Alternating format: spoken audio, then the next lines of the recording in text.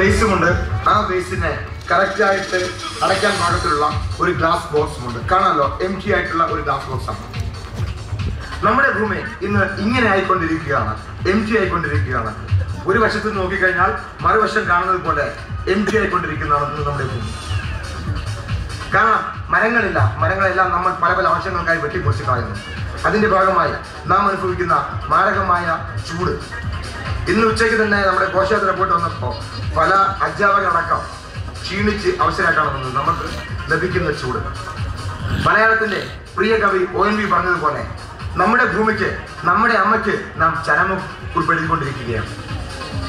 ഇവിടെ ഞാൻ ചെയ്യുന്ന ഒരു കാര്യം, ഭൂമിയിലേക്ക് ഞാൻ ഒരു വൃക്ഷത്തെ നടുകയാണ്. എൻ്റെ മാജിക് ഒരു വൃക്ഷത്തെ ഞാൻ എൻ്റെ ഭൂമിയിലേക്ക്, നമ്മുടെ ഭൂമിയിലേക്ക് ഞാൻ നട്ടു കഴിഞ്ഞു.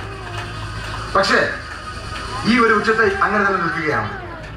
നമ്മുടെ ഒരിറ്റ് വെള്ളത്തിന് വേണ്ടി അല്ലെങ്കിൽ ഒരു വളത്തിന് വേണ്ടി മൊട്ടക്കുന്നായി കിടന്ന സൈലന്റ് വാലിയെ ഒരു കൊടുങ്കാടാക്കി മാറ്റുവാൻ നമ്മുടെ പ്രിയപ്പെട്ട കവയത്രി ശ്രീ സുഗതകുമാരി ടീച്ചർക്ക് മറ്റും കഴിഞ്ഞിട്ടുണ്ടെങ്കിൽ നമുക്ക് എന്തുകൊണ്ട് സാധിക്കില്ല?